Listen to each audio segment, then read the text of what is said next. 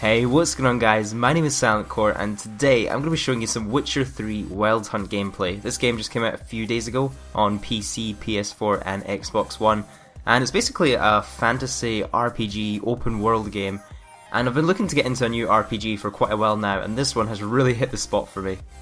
So in this video I'm going to be going over 10 top tips for The Witcher 3. So without further ado, let's do this! The first tip is that one of the first contract missions you should do is one known as the Devil by the Well, and this will actually give you a XP boost trophy. So it's totally worth it to do this as early as possible in the game. You can get this contract from the notice board in the White Orchard.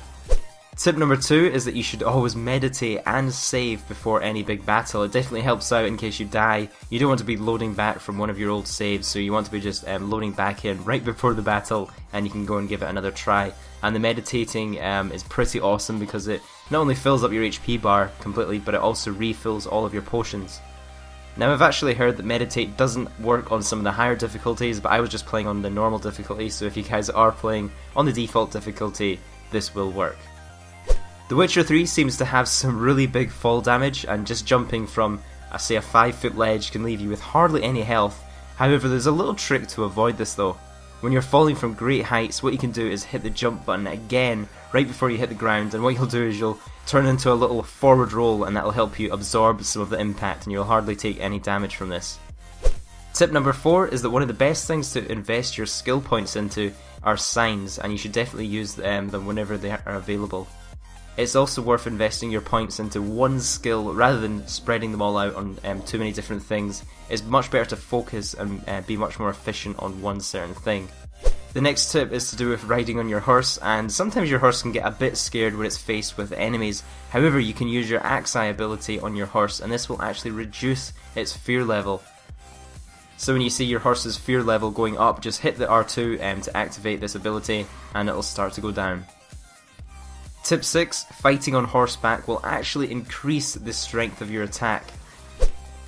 And another awesome tip is that if you hold down the attack button when you're on horseback, it'll make the camera go in slow motion, making it much easier to hit your target.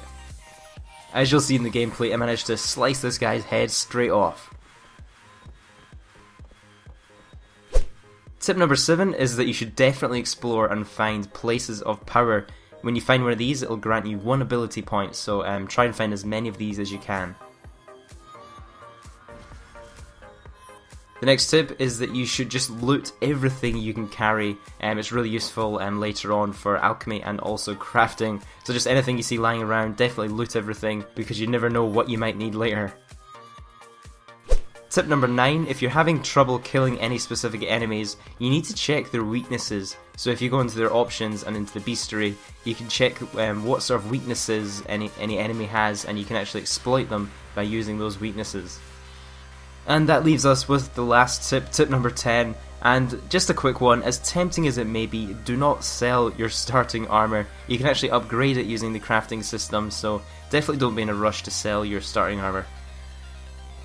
So I hope these 10 tips helped you guys. Let me know in the comments if you've got this game, or if you're thinking about this game, and if you've played it, what you think of it so far.